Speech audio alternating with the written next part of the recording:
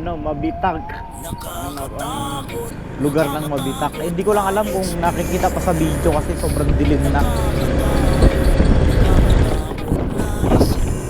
Akala ko, ang iniisip ko, ang may ganito lang is yung Antimona ba yun? Atimunan. Ano pala, hindi lang pala yun. Meron palang ganito. Yung kanina rin, yung sa sabihin sa Antipolo ba yun? Yung kanina. Pag ganito rin. Tapos ngayon naman, meron naman. Pero ito, ano na yata to? Nabasa ko doon kanina, boundary ng Pililya. Laguna. 2 bar na lang siya mga kaibigan. Tapos yung sa waste code, parang wala pong pinakamalapit na gasolinahan. Ako po, grabe. Dapat pala hindi, wala rin mga kasi ako talaga nakita na daanan na gasolinahan na bukas laging mga sarado eh. Ang dapat pala pag ganito, nagdadala ng bote ng o kaya galon ng gasolina.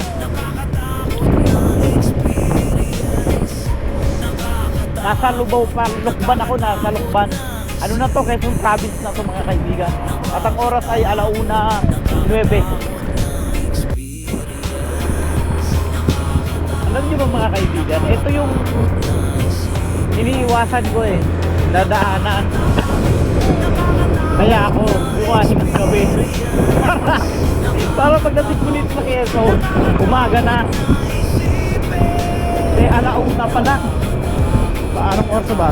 1:19. Nasa Quezon na pala. Mabilis naman pala ang biyahe. Wala na. Yung takot na wala na.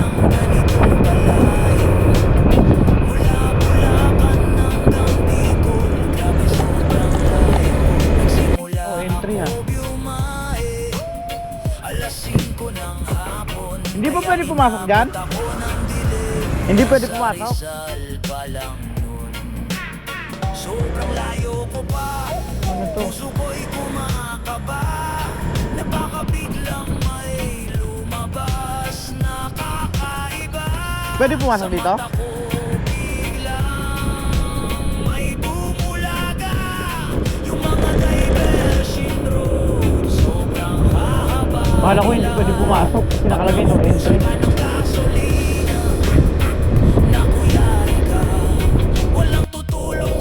Kaibigan sa Bitungang Manok, pero hindi nyo makikita kasi madilim. Hindi ko naman kasi inaasahan na wala pang 3:00 makakarating na tayo dito sa Bitungang Manok.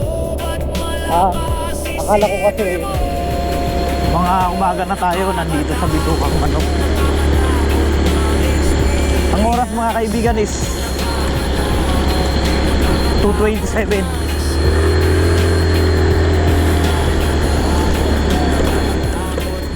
2:37 pala, hindi 27.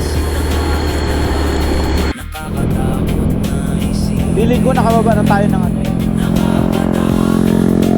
nakatawid na tayo na punto. Kung gano'n, baka na to, Laguna na to.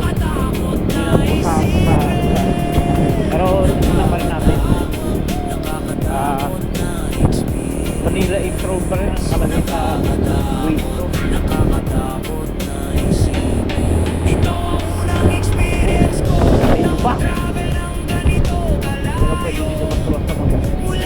Grabe ang haba din ng ng Kabinti to Luisiana Road. Tapos walang ako. Ito yung isa sa mga danger na pag nag long rides ka dito. From Bulacan to Irusin. Isa ito sa delikado. Dapat huwag kayong masisiraan dito mga kaibigan. Wala dito ng junk shop o kung ano pa magsakting sa mga multo-multo, sa mga white lady. Kadilim. Kumbaga parang pag matatakotin ka ng mga aswang, nako, pag matatakotin ka sa ganun may isip mo talaga.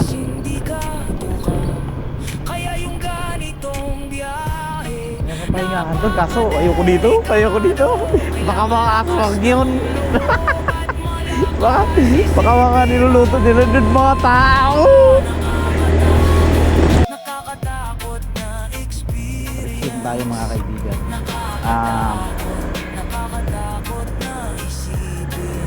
Ang oras ay 1:53.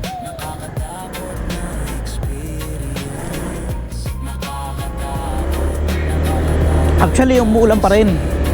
Pero hindi na gaano kalakas. Bakit lumakas? Bakit lumakas? Ba yan? Kanina hindi na eh. Matapos ko ma-experience to, hindi na ako matatakot dumaan sa bitukang manok.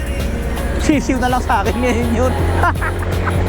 Nakadaan pa naman ako sa grabe itong experience ko na to. Hindi na ako matatakot ngayon sa bitukang manok. Dati kagabi, iniisip ko pa lang yun eh, na bago ako bumahe, doon ako magkakaproblema. Wala. Sisiw na lang sa akin yun. Sisiw na lang pala sa akin yung yun. Kaya kasi hindi ako nagdala ng kabote kasi iniisip ko, sabi ko sa asawa ko, mabaunan lang ako ng pera kasi pag may pera kasi kahit ano na mabibili mo. Pwede ka nang kumain kahit di ka magbaon. Pwede akong bumili ng kapote kung umulan. Kaso paano ako bibili nito eh, gabing-gabi na. Alas 12 na. So 11:59 na. Ngayon panatag na ako kasi bigas na. Kanina talaga, grabe. Anong naranasan ko. Grabe ah. Ang gandang kwento nito sa buhay. Ang gandang kwento nito pangyayari na to. Ang daming nangyayari. Daming nangyayari sa akin. May mga katatakutan. Tulad dito, kakatakot na naman. Pero sanay na ako. Hindi na ako natatakot. Mas matitindi yung kanina. Grabe talaga. Dito na ako ibigan sa may mga dagat. Pag bumaka, yung tabing dagat. Sabi, hindi nyo makita kasi gabi. Gabi kasi. Yung timing. 3:19 ang oras mga kaibigan. Nandito na tayo sa bumaka. Amoy na amoy yung himoy ng dagat. Kaso di lang makita ng mata.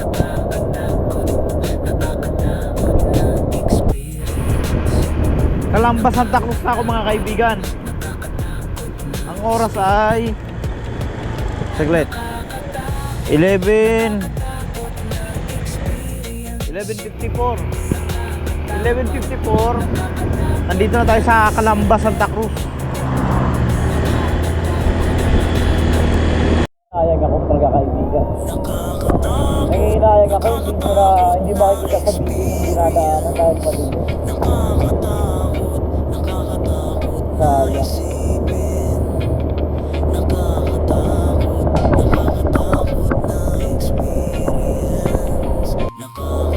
Doble ingat o triple ingat ang gagawin natin ngayon dito kasi bukod sa matarik to, bigsag na, matarik pa, saka umuulan mga kaibigan kaya madulas ang kalsada.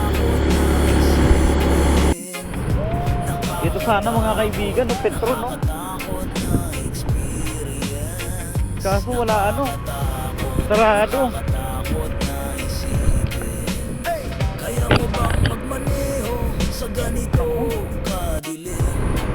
Nako, meron ng nang nangyayari. Umuulan mga kaibigan. Patay tayo dyan. Umaambo na siya. Nako po, lumalakas na. Oras natin mga kaibigan, 10:04. Nasa tayo? Barak, Rizal.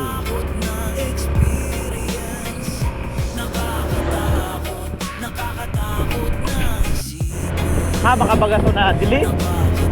Oh. Walang kailaw-ilaw. Walang kasabayan na sasakyan.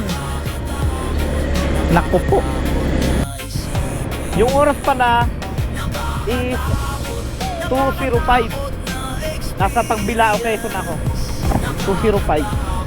Tayo mga kaibigan. Kabinti, Laguna. Napicture sana ako. Kaso, liblib. Natatakot ako. Alam niyo yun mga kaibigan, yung parang naglalaban yung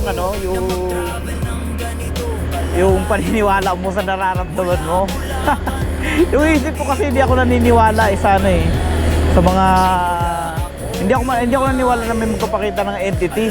Pero yung katawan ko parang nakakaramdam. Ano ba yan? Ito na naman, nakakatakot na naman mga kaibigan. Solo na naman ako. Nakakatakot, walang tao. Nakakatakot. Grabe. Nakakatakot magdaan sa ganito.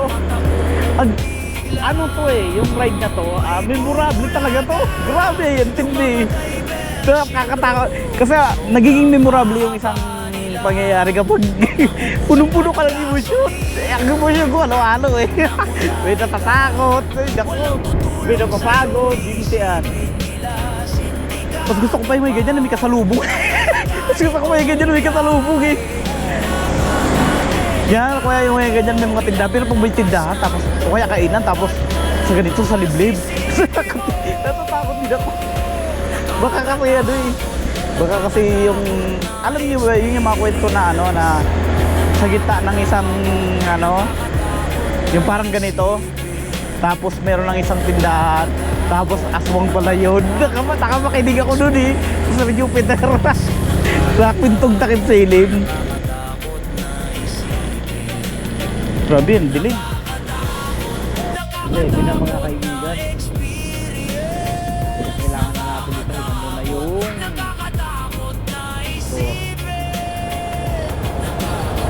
sa pagahan. Ano ba yung sabihin ng pagahan?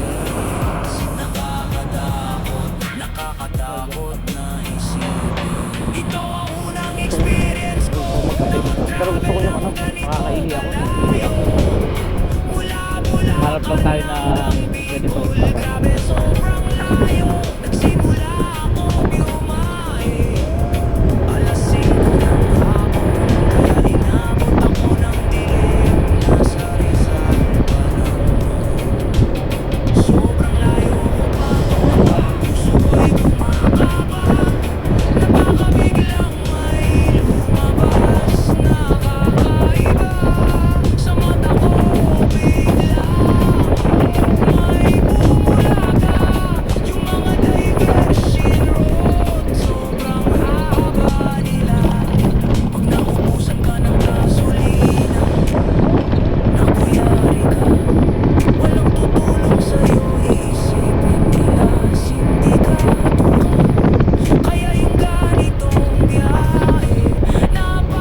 Umaga siguro ako nadaan dito, napakaganda dito.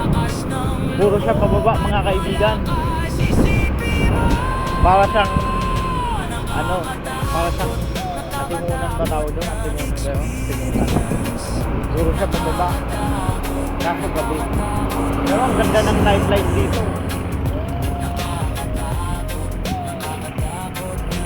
Papakita ko sa inyo mga kaibigan, ang ganda ng nightlife. Ayan nakikita nyo ba mga kaibigan? Grabe, ang ganda.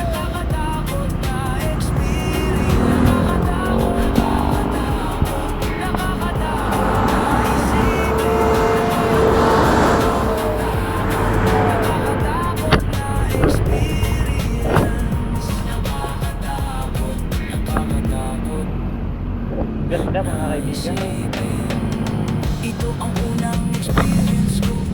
Sana nakikita. Hindi ko kasi na-handheld yung hindi ko handheld yung GoPro ko.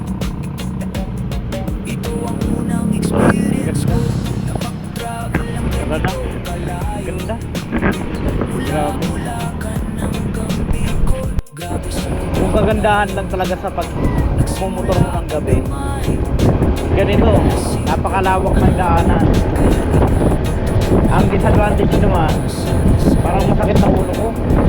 Nakakaramdam na ako mga kaibigan na sakit ng ulo, tsaka parang mapaisip ng natin. Pero di ako nakakaramdam ng ako. Saka delikado rin kasi ang dilim mga kaibigan, tulad dito pag pinatay yung ilaw. Napakadilim mga kaibigan. Parang napaka-danger. Pag namatay ilaw, ang dilim. Grabe, ang dilim. Halos wala nang makita. Ano yata ito mga kaibigan, sako pa ito ng Pililla, Rizal. O ewan ko kung iba na to. Ano bang nakalagay dito? Manila East Road kasi nakasulat sa ano sa Waze. Pero ang nadaanan ko kanina na may arko, Pililla, Rizal. Pero possible kasi na hindi na to Pililla kasi masyadong mahaba na yung travel ko eh. Dito na ako guys, sa ano, sa Pagsangan pool. Umulan dito oh, malakas oh. Basang-basa yung kalsada. Buti na lang mga kaibigan, mahal talaga ako ng Panginoon. Ay, ano, napatikim lang ako ng ambon pero hindi talaga ako umabot sa ulan. Salamat talaga Diyos, salamat. Maraming salamat. Kasi wala akong ano, wala ako ng kapote. Grabe mga kaibigan, ito talaga yung aking super first ever long ride. Grabe, hindi. Buti nga nawalan na rin mga kaibigan yung sakit ng ulo ko eh. Hindi naman ko kasi siya ng biogesic. Hindi ako pwede magbabilis dito, madulas. Basang-basa yung kalsada. Kaya ano na tayo dito, chill lang takbo. Mga 30 to 40 lang dapat ang takbo natin dito.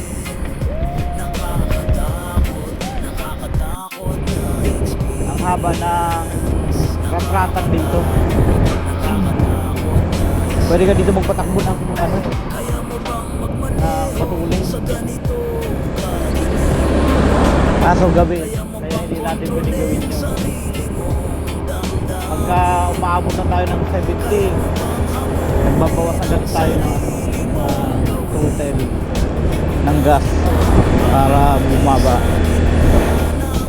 Pero pag umaga dito, maganda ano, lalo kung halimbawa madaling araw lang, maganda mag-ratratin dito yung ano, dito mo talaga may enjoy yung long ride.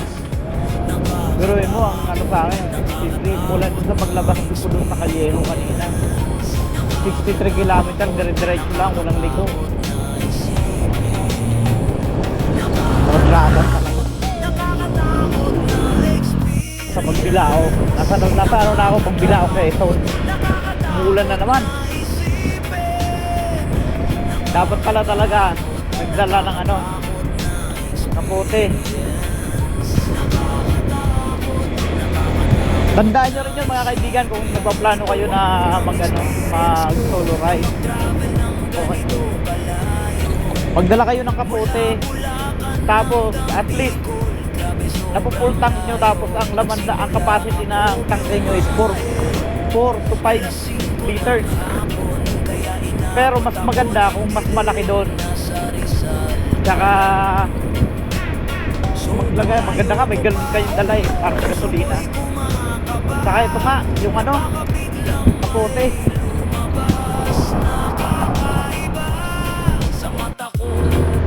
Isa na naman sa nakakatakot na daan. Solo ko na naman, wala na naman akong sa unahan, wala akong kasunodin, tiyak talaga. Tapos kadilim, pag pinatay ang ilaw, wala ka na makita.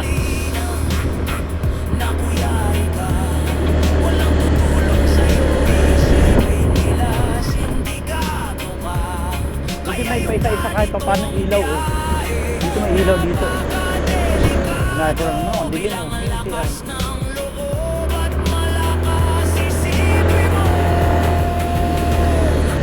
May dumadaan ng na kahit pa paano paisa-isa.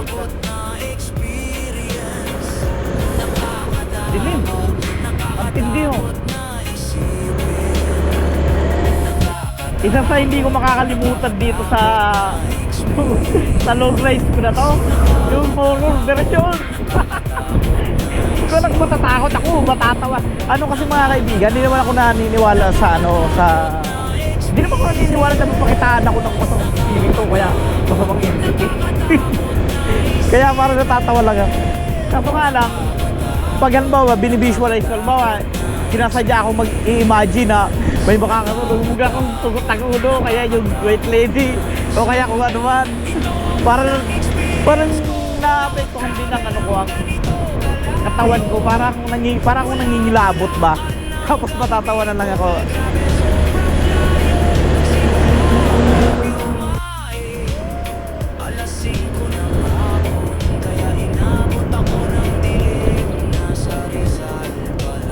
sobra to kumpara sa ano ko, sa ine-expect ko. Hindi ko expected na ganito. Ano? Grabe ang dilim. Akala ko talaga bituang manok lang yung mararanasan ko to. Nakakaapat na tayo na ganito ah. Anyway mga kaibigan, nasa ano pala tayo? Ano to? Kabinti pa rin. Sako pa rin pala ito ng Kabinti.